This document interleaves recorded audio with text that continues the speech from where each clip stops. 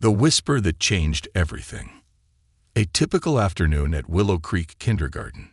Willow Creek Kindergarten was a warm and welcoming place, filled with the laughter of children and the soft hum of learning. Colorful drawings covered the walls, tiny backpacks lined the cubbies, and the smell of crayons, glue, and freshly baked cookies from the nearby kitchen lingered in the air. Linda Caldwell, a dedicated kindergarten teacher with over 20 years of experience, sat at her desk, carefully marking attendance on her tablet as the day drew to a close. At 52, she had seen just about everything. Toddler tantrums, mischievous pranks, the unspoken worries of children too young to understand their own emotions. She prided herself on knowing her students well. She could sense when they were anxious, happy, or carrying a burden too heavy for their tiny shoulders. That was why, when she glanced up and saw Olivia Brooks, a small 5-year-old with soft blonde curls and wide hazel eyes, sitting completely still at her desk long after the final bell had rung, her gut clenched. Most kids raced to the door the moment their parents arrived, but Olivia wasn't moving. Her tiny hands clutched the hem of her dress, twisting the fabric tightly. The crayons scattered around her table remained untouched. The drawing before her, a simple house with a sun in the corner, left unfinished. Linda watched carefully, concern bubbling inside her. "Olivia, sweetheart," she called softly, rising from her seat and approaching the little girl. "Is everything okay? Your mommy should be here soon." Olivia didn't respond at first. Her lips parted slightly as if she wanted to say something, but no sound came out.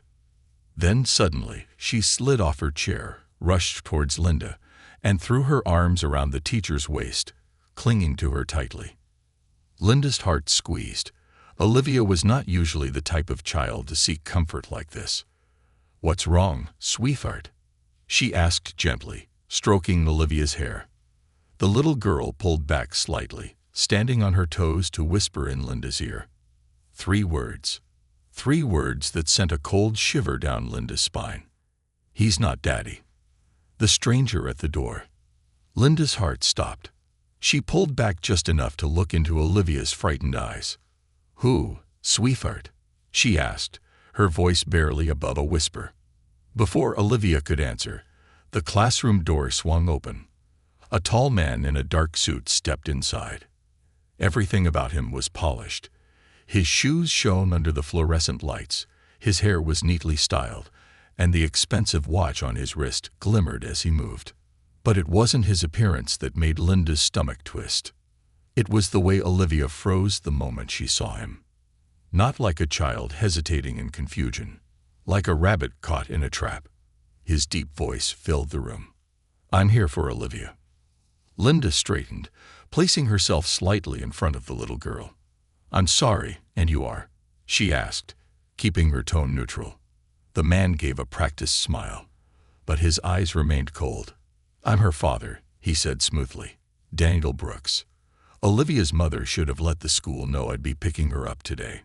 Linda's fingers twitched against the attendance sheet. She had gone over the pickup list twice that morning. There had been no note, no phone call. And Olivia had just told her, "He's not Daddy." A test of authority. Linda took a slow, careful breath. "Let me just check with her mother first," she said lightly, reaching for her phone. "We have a strict security policy. I'm sure you understand." The man's jaw tensed, but his smile didn't falter.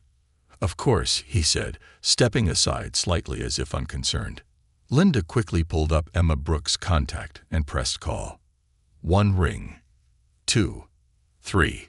Voicemail. Her chest tightened.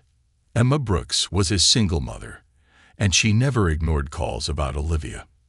Linda tried again, still nothing. Then, just as she was about to call a 3rd time, the man pulled out his phone and held it up. "She already sent a message," he said smoothly, turning the screen toward her. Linda's breath caught. A text message from Emma's number. "Let him take Olivia. It's fine." The cracks in the story. Something was off. The wording was too stiff, too formal. She had exchanged messages with Emma many times, Emma always used emojis, exclamation marks, motherly warmth in her texts. It felt wrong. Linda glanced at Olivia. The little girl's hands were trembling as she clutched the hem of her dress. Her big hazel eyes flickered between Linda and the man in the suit. She looked terrified. Linda knew in her gut, this wasn't right. A decision that would change everything.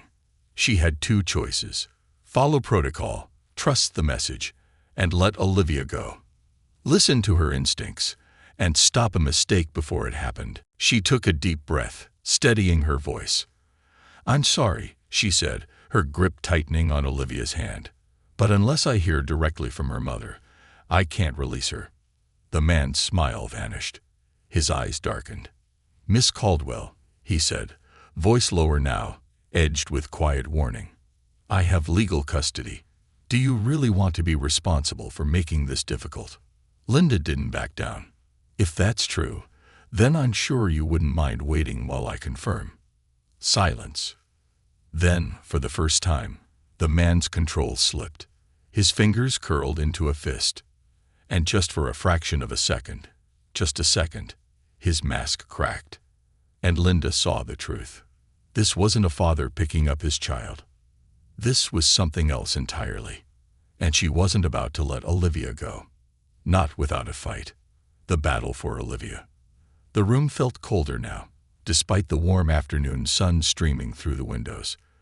Linda Caldwell kept a firm hand on Olivia's small shoulder, her heartbeat loud in her ears. The man in front of her, the man claiming to be Olivia's father, stood motionless for a moment, his carefully crafted mask slipping just enough for her to glimpse the fury beneath. This isn't right. This isn't safe. She had spent years working with children, learning to read their unspoken fears, their body language. Olivia was frozen in place, her little fists curled tight against her dress. And she had whispered those 3 words, "He's not Daddy." Linda squared her shoulders and met the man's icy stare head-on. "As I said," she repeated calmly, "I'll need to hear from Emma directly before releasing Olivia. Until then, she stays here." A long, heavy silence stretched between them. Then the man exhaled slowly, his jaw twitching. "Look," he said, voice softer now, but still sharp at the edges. "I don't want to make this a bigger deal than it needs to be. I have legal custody. I have the text from Emma. You're just a teacher. I respect that you're following policy, but I need to take my daughter home now. Just a teacher." Linda ignored the condescension, keeping her voice even. "I'm responsible for every child in my care," she said. "And that means ensuring their safety. I'm sure you understand." His nostrils flared slightly. A vein in his temple pulsed. But then, just as quickly as the irritation had surfaced, it was gone. He let out a short, controlled chuckle and smiled again. "Fine," he said, pulling out his phone. "I'll call Emma myself. You can talk to her." Linda's gut twisted. This was a trap. He tapped his screen, turned it toward her, and the dial tone echoed in the quiet classroom. It rang once, twice, 3 times. Then a voice came through the speaker. Emma's voice. Yes. Linda's blood ran cold. The voice sounded off. Stiff. Wrong. Linda had spoken to Emma many times before. This wasn't her usual warm, motherly tone. Something was wrong. "Emma, it's Linda from Willow Creek," she said carefully. "Is everything okay?" A pause. Too long. Then, "Yes, of course. Everything's fine." Linda's fingers tightened on Olivia's shoulder. No, something was very, very wrong. The little clue that changed everything. Linda was about to ask another question when she noticed something. Something small, but vital. There was no background noise. No Olivia's toys clinking. No TV. No soft shuffling sounds. Emma was a single mother. There was always something in the background. This silence. It wasn't home. And then, just barely, Linda heard it. A rustling. A small thump. Like someone moving. or struggling. Her stomach dropped. Emma was in danger. Linda had to think fast. A sudden decision. She kept her voice light, controlled. "Well, since I have you on the line, Emma, can you confirm, when exactly did you send me that pickup message?" Silence. Then, I don't remember the exact time." The wrong answer. Emma always double-checked pickup schedules. Someone was making her say this. Linda made her decision. She wasn't letting Olivia leave with this man. The turning point. She took a careful step back, pulling Olivia with her. "Thank you, Emma," she said lightly. "I'll see you soon." And then, before he could react, she hung up. The man's expression flickered. Something dark, sharp, angry. He knew. She had called his bluff. The escape plan. "Olivia, honey," Linda whispered, kneeling beside the little girl, keeping her voice low. "Listen to me. We're going to go to the office together, okay? I want you to hold my hand tight and stay with me no matter what." Olivia nodded, her small fingers gripping Linda's hand. Linda turned back to the man, keeping her body between him and Olivia. "I'll be right back. We just need to verify a few things in the office." She turned, leading Olivia toward the door. She only made it 3 steps before. The man moved. A dangerous standoff. Before Linda could react, he was in front of her, blocking the exit. "Miss Caldwell," he said, voice still controlled, but his eyes flashing with something dangerous. "There's no need to drag this out." Linda's breath hitched. The front door was only a few feet away. But she couldn't outrun him. She had one shot.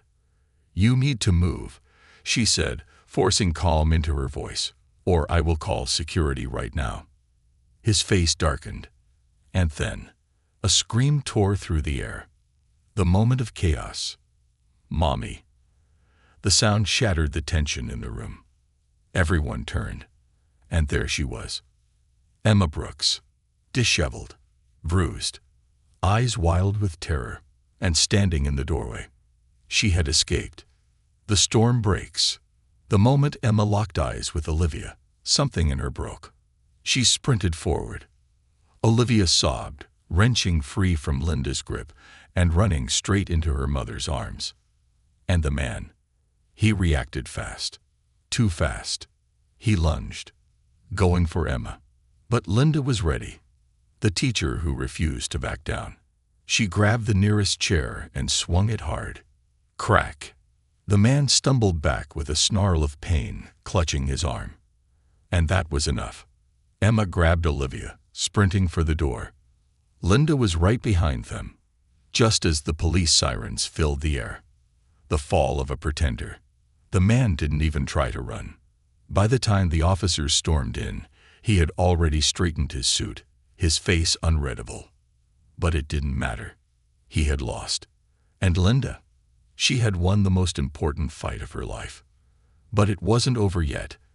As the officers led the man away, Linda turned to Emma. The woman's hands were still shaking as she clutched Olivia close, pressing kisses into the little girl's hair.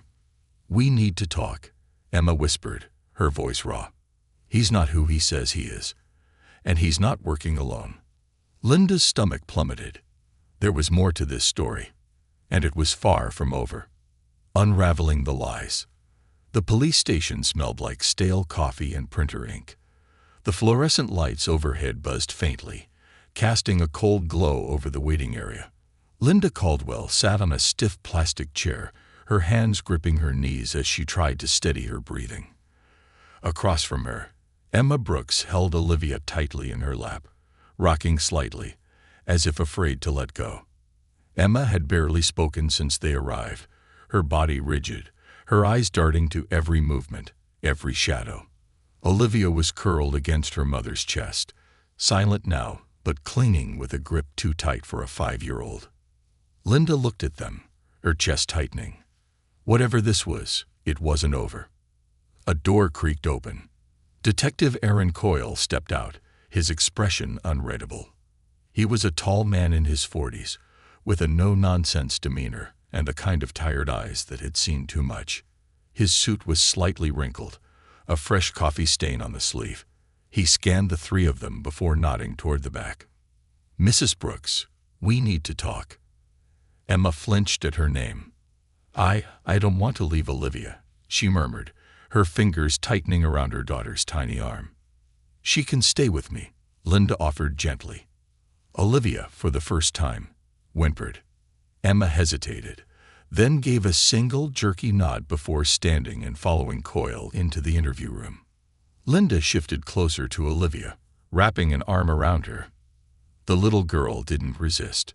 She just leaned into Linda's warmth, her small fingers grasping the fabric of her teacher's sleeve.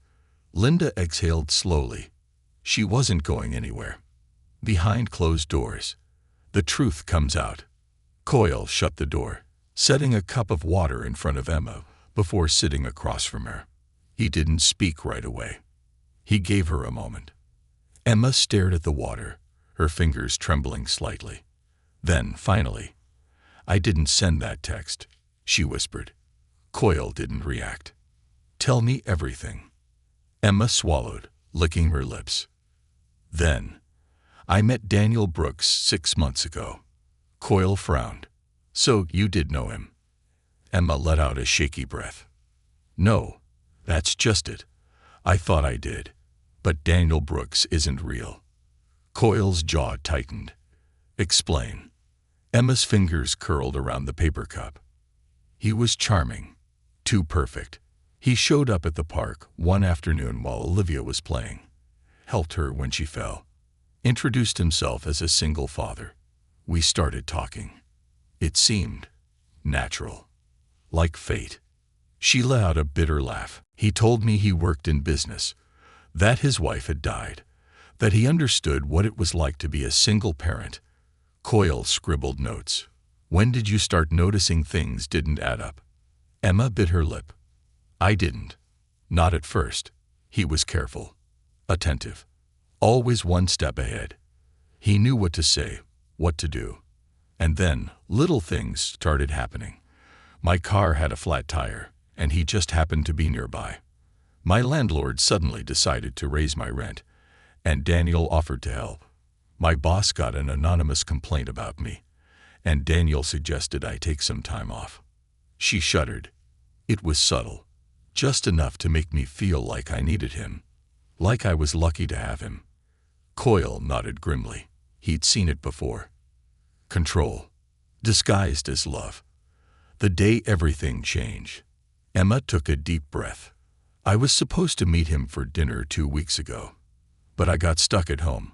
Olivia had a fever. I texted him to cancel, and he said he understood." Her hands trembled. "But that night, I found footprints in my backyard, a cigarette butt near the fence." She swallowed hard. "And when I checked my front door camera, I saw him, standing there, watching the house. He never knocked, never called, just stood there." Coyle's pen froze. "You're sure it was him?" Emma nodded stiffly. "I knew then. Something was wrong." She squeezed her eyes shut.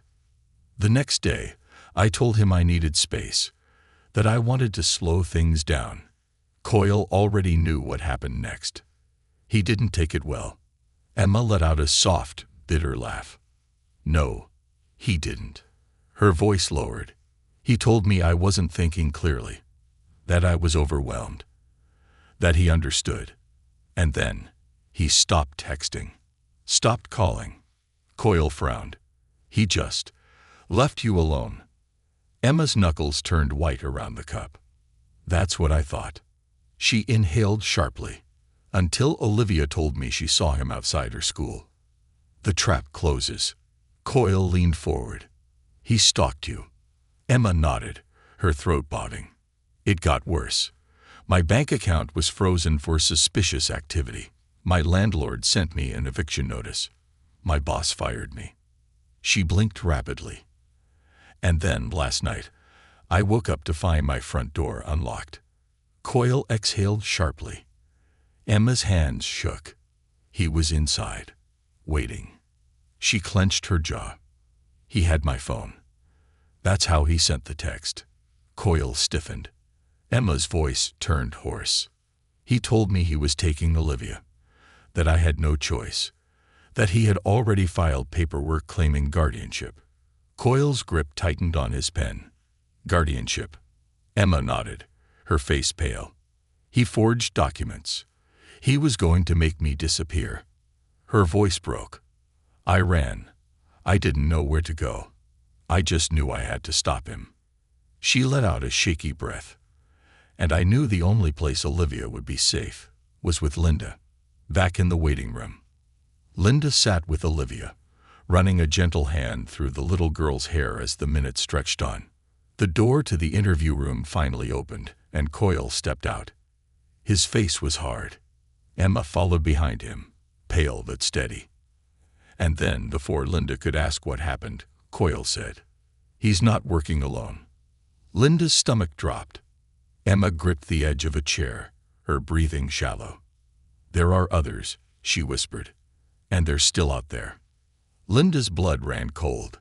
It wasn't over. Not even close. The hidden hand. The words hung heavy in the air. There are others. Linda felt a chill run through her as she looked between Emma and Detective Coyle. Olivia shifted closer to her mother, as if sensing the weight of what had just been revealed. The man who had tried to take Olivia, who had forged guardianship papers, who had been inside Emma's home, was not working alone. This wasn't just a bad man. This was something bigger. Linda swallowed hard, her fingers clenching against her chair. "Others," she echoed. "Who? What does that mean?" Coyle exhaled, his lips pressing into a firm line. "We don't know yet, but if this was a coordinated effort, that means someone else helped him forge the documents. Someone else deleted Olivia's pickup records. Someone else," he gestured to Emma, "was keeping tabs on you. Which means even with him in custody, we're not out of the woods yet." Emma flinched. Her grip on Olivia tightened. Linda's mind raced. It made sense. The way everything had escalated so fast. How Daniel Brooks had gone from a charming stranger to a full-blown stalker in a matter of weeks. He wasn't just some obsessive ex-boyfriend. He was following a plan that wasn't just his own. A cold knot of fear twisted in her stomach. If there were others, who were they? And more importantly, what did they want? The paper trail. Coyle ran a hand over his jaw. "I need to pull every legal document tied to this case. Bank records, rental agreements, Olivia's birth certificate, even Emma's job history. If someone was manipulating things behind the scenes, there's going to be a paper trail." Emma's face paled. "But what if there isn't?" Coyle frowned. Emma swallowed. "You don't understand. It wasn't just my accounts getting shut down. My medical records were wiped from my clinic. My name was taken off my lease. My emails vanished. It's like," her voice trembled, "like I was being erased." A heavy silence fell. Linda's stomach dropped. Erased. That was the exact word she had been thinking. This wasn't just control. This was systematic destruction. Linda's fingers dug into her knees. "You think they were planning to make you disappear?" Emma didn't answer. She didn't have to. Coyle sighed, rubbing his temples. "We need to get you somewhere safe. Both of you." Emma nodded, clutching Olivia closer. Linda felt her pulse quicken. This wasn't over. If anything, it was just beginning. A threat in the dark. Coyle arranged for Emma and Olivia to be placed in protective custody for the night. It wasn't much, but it was safer than her apartment. Linda, on the other hand, had no such protection. And that became painfully clear when she drove home that night. She had been checking her mirrors the entire time, nerves shot from everything that had happened. But it wasn't until she pulled onto her street that she noticed it. The black car, parked across from her house. No lights on, no movement. Just watching. Her stomach clenched. She killed the engine but didn't get out. For a moment, neither did they. Then, the driver's door opened. A man stepped out. Linda's grip tightened on her keys, her breath going shallow. It wasn't Daniel Brooks. It was someone else. He was tall, dressed in a sleek black jacket. He didn't approach, didn't rush. He simply stood there, watching, waiting. Linda felt ice creep up her spine. Then, her phone buzzed. A message. Unforgettable number. You should stop asking questions, Miss Caldwell. Some things are better left alone. Her hands shook. When she looked back up, the man was gone. The black car pulled away, slipping into the night, leaving her alone with her thoughts and the cold, hard reality. This wasn't over. And now, they were watching her too. Secrets buried in the past. Linda barely slept that night. Every sound, every creak in the house made her heart pound. By morning, she made a decision. She wasn't waiting around for the police. She was going to find out who these people were. And she was going to start at the source. She got into her car and drove straight to Daniel Brooks' former address, or rather, the one he had given Emma. It was a lie, of course. The apartment complex didn't even have his name in their system. But Linda had already expected that. So she went deeper. Public records. She dug through property records, business filings, marriage certificates, anything she could find. And then, after 2 hours of searching, she found it. A single land registry file. A house. Registered to Daniel Brooks. And the name of the person who had co-signed the purchase. Gregory Vance. Linda's pulse spiked. She knew that name. She had seen it before. Gregory Vance wasn't just a businessman. He was an investor, a lawyer, and, if the records were right, Daniel Brooks' employer. She sat back in her chair, heart hammering. Gregory Vance wasn't just connected to Daniel. He was funding him, backing him, protecting him. And now he knew who she was. The noose tightens. Linda forced herself to stay calm. She needed to think. She grabbed her phone, her fingers shaking as she dialed Coyle's number. He picked up after the first ring. "What is it?" His voice was sharp, urgent. Linda licked her lips. "I know who's behind this," she whispered. "And he's not just some ex-boyfriend." She took a breath. Gregory Vance. The silence on the other end was long. Too long. Then, Jesus Christ. I told her everything she needed to know. Linda swallowed. "Who is he?" Coyle exhaled slowly. "You don't want to know." Linda's stomach twisted. "I already do." A pause. Then, finally, "He's not just rich," Coyle said. "He's powerful. And if he's involved, then Emma and Olivia?" Linda gripped the phone tighter. "They're in more danger than we thought." The noose tightens. Linda's breath came in shallow, measured inhales as she gripped her phone, Coyle's voice heavy on the other end. Gregory Vance, a man with money, power, and influence. A man who had somehow orchestrated the near erasure of Emma Brooks' existence and attempted to claim custody of Olivia through forged legal means. And now he knew Linda was in the way. She tightened her grip on the steering wheel, her car idling outside the small county records office where she had found his name. "Tell me everything," she said. Coyle exhaled heavily. Gregory Vance isn't just some investor. He's a fixer, a strategist, the kind of man powerful people call when they want something cleaned up, quietly. Linda's stomach twisted. "Cleaned up? And you're telling me this man backed Daniel Brooks?" "Not just backed," Coyle said grimly. "He built him." Silence stretched between them. Linda swallowed, her mind piecing together the scattered fragments of the past few days. Gregory Vance wasn't just an accomplice. He was the architect. "How much danger are Emma and Olivia in?" she asked quietly. Coyle hesitated, then spoke carefully. "If Vance is involved, he doesn't just want Olivia. He wants to make sure no one ever questions how she got to him." Linda's chest clenched. This wasn't just about custody. This was about ownership. A cold sweat broke across her back. She turned the key in the ignition, shifting her car into drive. "I'm going to see Emma," she said. "No, you're not." Coyle's voice sharpened. "You're going home. You've done enough digging for today. Let me handle the rest." Linda shook her head. "If you think I'm going to just sit back." "Linda," Coyle cut her off, his voice unusually urgent.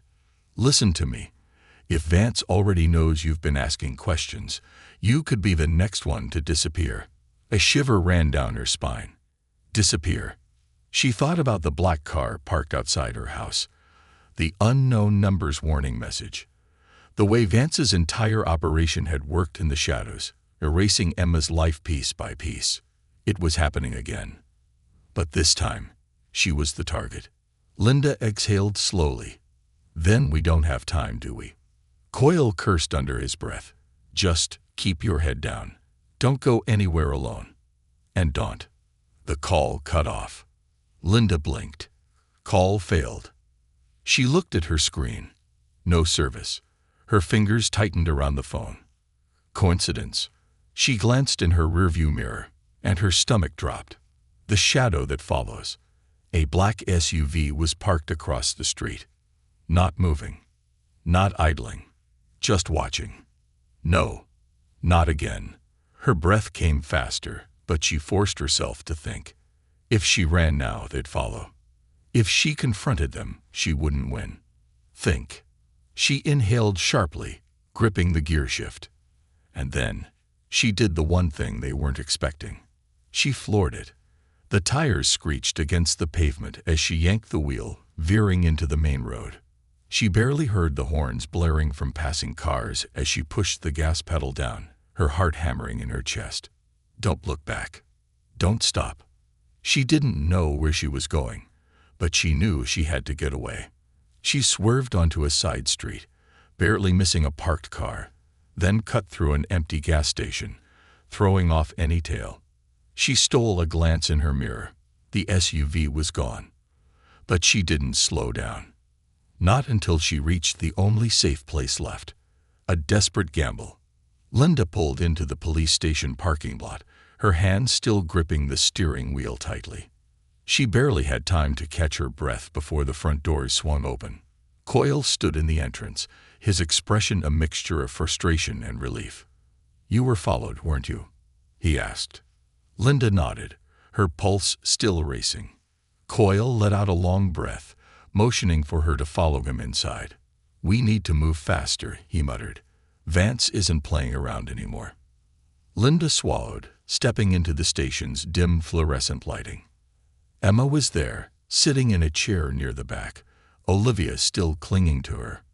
The moment Emma saw Linda, her face paled. "You saw them too, didn't you?" she whispered. Linda didn't have to answer. Her silence was enough. Emma let out a shaky breath, her hands tightening around Olivia. Then she turned to Coyle. "You can't protect us, can you?" she whispered.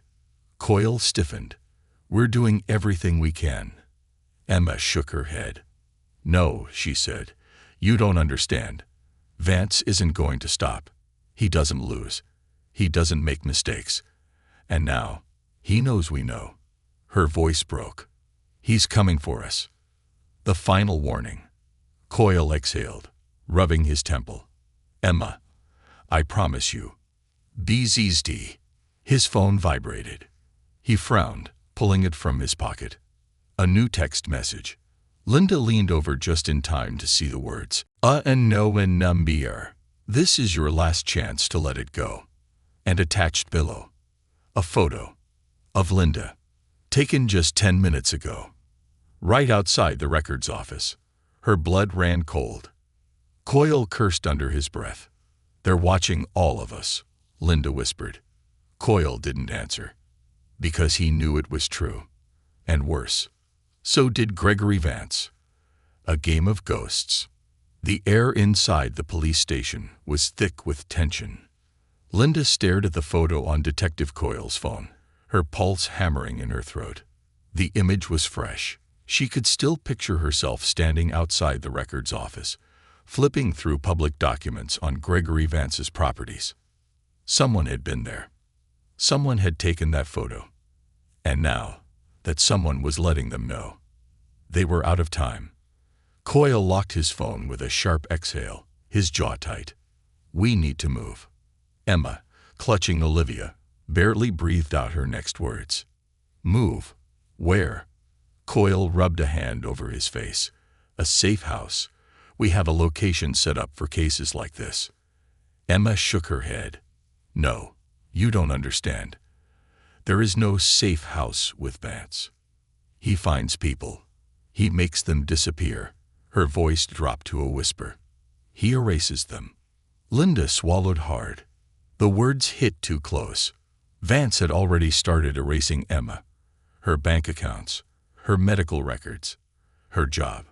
And now, they had proof that they were all being washed. This wasn't just about Emma anymore. Vance had added Linda and Coyle to his list, and when a man like Gregory Vance wanted you gone, you disappeared. The unraveling plan. Coyle inhaled slowly. We're still building the case. We have enough to suspect Vance, but not enough to move on him. He's insulated, protected by too many layers. Linda clenched her fists. And in the meantime, what? We wait for him to make another move. Coyle's expression darkened. That was exactly the problem. They weren't hunting Vance. Vance was hunting them. Emma's breathing hitched. She bent over Olivia, her fingers trembling as she smoothed the little girl's hair. Then she whispered, We have to disappear first. Coyle frowned. What? Emma lifted her gaze, and there was something fierce there now. Something more than fear. Survival. We have to leave. Before they take us. Linda's stomach twisted. Because Emma was right.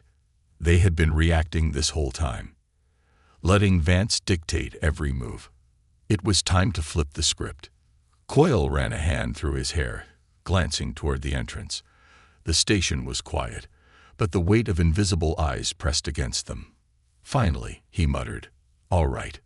And just like that, the plan changed. Going dark. Coyle made 3 calls. The first to arrange a secure car, something untraceable. The second to a contact who could wipe their locations from any digital footprint. The third, that one, he didn't explain. Linda and Emma only heard the words. If we don't check in by morning, you know what to do. That didn't sit well with Linda. At all. But there was no time to argue. Coyle moved fast. Within 20 minutes, a nondescript black sedan pulled into the back alley of the station. No GPS.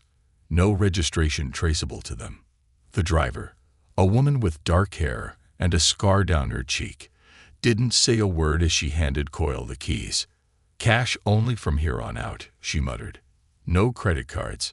No phones. You know the drill. Coyle nodded. Linda, still gripping Olivia's tiny hand, glanced at Emma. Emma looked like she was holding her breath.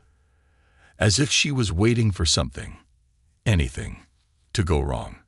But it didn't. Not yet. They got in the car and disappeared. The safe house, or the trap. They drove for hours. Coyle took the longest route possible, doubling back 3 times, switching highways at the last minute. By the time they pulled onto a secluded dirt road, night had fallen. The safe house was an old hunting cabin, deep in the woods, surrounded by nothing but trees and silence. No neighbors. No roads leading in or out. Just them. Linda swallowed. She had spent most of her life in a comfortable, predictable world. Lesson plans, school schedules, field trips.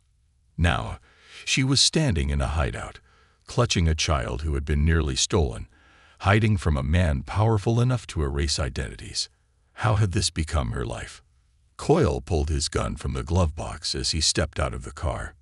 He checked the perimeter, then the inside of the cabin. Finally, he nodded. Clear. Emma got Olivia inside first, wrapping a thick blanket around her. The little girl was exhausted. Linda followed, her shoulders tight. How long are we staying here? Coyle shut the door behind them, locking both deadbolts. As long as we need to. The midnight visitor. The hours passed slowly. Linda sat by the small window, watching the darkness outside. Emma and Olivia slept, curled together on the couch. Coyle sat near the door, gun within reach, his eyes barely closing. Then, the sound. A branch snapping. Linda's heart stopped. Coyle's head lifted instantly. His eyes went to the window. Another footstep. Someone was out there. Linda's breath hitched. Then, the knock. 3 slow, deliberate knocks on the door. Coyle moved silently. He pressed his back to the wall, gun raised. Linda reached for Emma, pressing a hand over her mouth gently, keeping her silent. Then, a voice. "Come on, Coyle." Linda's stomach turned to ice. They knew him. Coyle didn't move. The voice continued. "You know you can't hide her forever." Linda's breath caught. Her. They weren't here for Emma. They weren't even here for Olivia. They were here for Linda. The standoff. Coyle's finger hovered over the trigger. Silence. Then, slowly, a slip of paper slid under the door. Coyle waited. Waited. Finally, after 2 minutes of silence, he lifted the paper. One single line. "Tomorrow, we end this." Linda's blood ran cold. Coyle exhaled sharply. "They're forcing our hand." Linda met his gaze. Tomorrow. They had until tomorrow. Before everything ended. One way or another. The last move. The air in the cabin was thick with tension. Linda held the note in her trembling hands, her stomach churning as she read the words again. Tomorrow, we end this. A threat. A warning. Or a promise. Coyle stood near the door, his gun still in his grip, his face like stone. Emma was pale, clutching Olivia protectively, her breathing shallow. The little girl had woken at the sound of the knock, but she hadn't spoken. She just stared at Linda, like she knew something terrible was about to happen. Linda swallowed hard. "They don't want Olivia," she whispered. Emma flinched. "They don't even want you." Her hands tightened around the note. "They want me." Coyle sighed, rubbing a hand over his face. "Yeah," he muttered. "They do." Linda's heart pounded in her chest. "So what do we do?" Emma asked, voice shaking. Coyle was quiet for a long moment. Then he looked at Linda. "We give them what they want." The setup. The plan came together fast, because there was no time left. They only had until morning before Vance and his people made their final move, which meant they had to move first. Linda sat at the cabin's small wooden table, pressing a palm against her forehead. How do we even fight back? Coyle leaned against the counter, arms crossed. "We don't. We make them come to us." Emma shifted on the couch, hugging Olivia tight. "That's insane," she whispered. Coyle shook his head. "Vance is careful. He doesn't get his hands dirty, and he doesn't leave loose ends. But he made a mistake." He nodded toward Linda. "You." Linda swallowed. "Me." Coyle nodded. "He came after you. He put you on his radar when he didn't have to. Now he's exposed. If we play this right, we can force him out into the open." Linda stared at him. "And what happens when we do?" Coyle's jaw tightened. "Then we end this. For good." The bait. They drove out of the cabin just before sunrise, taking 2 separate cars. Emma and Olivia left in an unmarked vehicle, heading toward a secondary safe house. Linda. She went with Coyle. Straight into the lion's den. Coyle had set it up perfectly.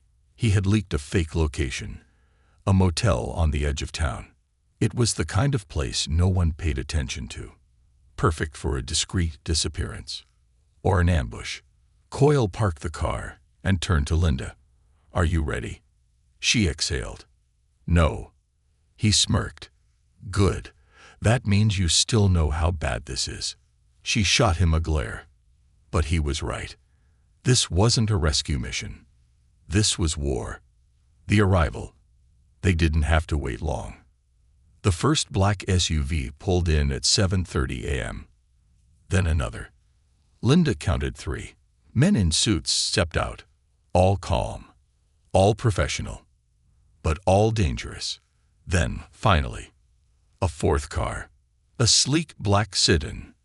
And when the door opened, Gregory Vance stepped out. Linda's breath caught. He wasn't what she expected. Not some hulking monster, not an obvious villain. He was refined, controlled. His suit was crisp, his hair perfectly styled. He moved like a man who owned the world. And the worst part, he was smiling, like he'd already won. The face-off. Vance walked toward them slowly. He met Linda's gaze, tilting his head slightly. "Miss Caldwell," he greeted smoothly, her fists clenched. "Vance." Coyle stood beside her, stiff and unmoving. Vance's eyes flickered toward him. "Detective." He exhaled lightly. "This really isn't necessary." Linda snorted. "You tried to steal a child," she said coldly. "You sent a stalker after her mother. You wiped out their lives like they were just inconvenient files." She took a step forward, voice rising. "You sent people to my house. You threatened me. You tried to erase me." Her jaw tightened. "And you think this isn't necessary?" Vance chuckled softly. "My dear, you've misunderstood the situation entirely." Linda's pulse spiked. Vance lifted his hand slightly, a casual gesture of control. "I have no personal grudge against you. I don't even have a grudge against Emma. What I do have," he continued smoothly, "is a simple obligation, a responsibility, if you will." Linda's fingers curled into fists. "To who?" Vance smiled. "To the people who truly run things." A cold shiver ran down Linda's spine. Coyle's grip on his gun tightened. "This isn't just about Olivia, is it?" Coyle muttered. Vance gave a slow nod. "Very good, detective." Linda's throat tightened. "If it wasn't about Olivia, then what?" She exhaled sharply. "Then why? Why go through all this?" Vance's smile faded. And then, he said the words that changed everything. "Because she doesn't belong to Emma. She belongs to us." The truth unraveled. Linda's breath hitched. Vance continued, calm as ever. "There are things you don't understand, Miss Caldwell. Olivia was never meant to be in Emma's care." His expression darkened. "She was placed with her." Linda's stomach turned. "You're lying." Emma's voice cut through the air. Everyone turned. Emma stood at the edge of the parking lot. She had come back. Vance sighed. "Miss Brooks, always so dramatic." Emma's hands shook. "Olivia is my daughter," she said fiercely. "I don't care what you say. You will not take her." Vance exhaled lightly. And for the first time, he looked bored. "You truly think this is about you?" His voice was softer now, almost pitying. Then he turned back to Linda. "I think you've figured it out by now, haven't you?" Linda's heart pounded, because she had. The forged documents, the erasure of Emma's identity, the resources backing Daniel Brooks. This wasn't a custody battle. This wasn't even about Olivia. This was about ownership. And Vance. He wasn't fighting to take Olivia. He was fighting to return her. Linda felt the world tilt. "Oh my God," she whispered. Emma's lips parted. "What?" Linda turned to her, face pale. "She was never yours." Emma staggered back. Coyle swore under his breath. Vance sighed. And then, the gunfire started. The final stand. Bullets ripped through the parking lot. Coyle tackled Linda, yanking her behind a car as chaos erupted. Emma screamed for Olivia. Men in suits moved forward. And Vance. He watched. Expression calm. Unmoved. Because in his mind, he had already won. And now, it was only a matter of time. A battle for the future. Gunfire shattered the morning air. Linda hit the pavement hard. The breath knocked from her lungs as Coyle yanked her behind the car. Glass exploded, the motel sign splintering under the bullets. Emma screamed, clutching Olivia tightly, as she scrambled for cover. And Vance, he didn't flinch. He stood calmly, untouched, watching the chaos unfold like it was nothing more than a mild inconvenience. "Coyle, what do we do?" Linda shouted over the gunfire. The detective gritted his teeth, ducking as another bullet whizzed past. "We end it," he shouted back. Linda's pulse pounded. They were outnumbered. Vance's men were closing in. And if they got Olivia, she was gone forever. The only move left. Linda didn't think. She just moved. Her eyes locked on Vance. She wasn't a fighter. She wasn't a cop. But she was a teacher, and teachers don't back down. With a sharp breath, she grabbed a shattered glass shard from the ground, her fingers slick with sweat. Then, she ran. Straight for Vance. His guards turned. Too late. Linda slammed into him, ramming the glass into his shoulder. Vance staggered, his suit darkening with blood. His mouth opened, a small, stunned gasp escaping. And then, a gunshot. Not his. One of his men collapsed, a bullet between his ribs. Coyle. He was firing back. Everything erupted. Linda twisted, wrenching the gun from Vance's holster and turning it on him. She pointed it straight at his head, her breath coming in short, fast gasps. Vance stilled.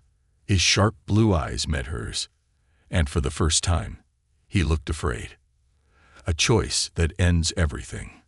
Behind her, Emma was crying, holding Olivia so tightly it looked like she'd never let go. Coyle had taken down 2 more men, blood dripping from a gash in his arm. The last of Vance's guards hesitated, then dropped their weapons. Linda's hands shook. She had won. But she wasn't a killer. Vance seemed to know that. His lips curled into something close to amusement. "Go ahead," he murmured. "You think this ends with me." Linda's jaw clenched. Then, sirens. More cops. Coyle had called for backup. Vance knew it was over. Still, he smiled. "You don't understand what you've done." Linda exhaled shakily, keeping the gun trained on him. "Yeah," she muttered. "I do." And then, the police swarmed in. Vance's men were dragged away. And just like that, it was over. The aftermath. 2 days later, Linda stood outside a new house, far from the city, far from Vance's reach. Emma opened the door, Olivia peeking out behind her. She smiled, a real bright smile. For the first time in months, they were safe. Linda knelt, brushing Olivia's hair back. "You okay, sweetheart?" she whispered. The little girl nodded. Then, in a tiny voice, she said, "Because of you." Linda's throat tightened. She pulled Olivia into a hug, her eyes burning. It wasn't perfect. It wasn't over. But they had won. And for now, that was enough.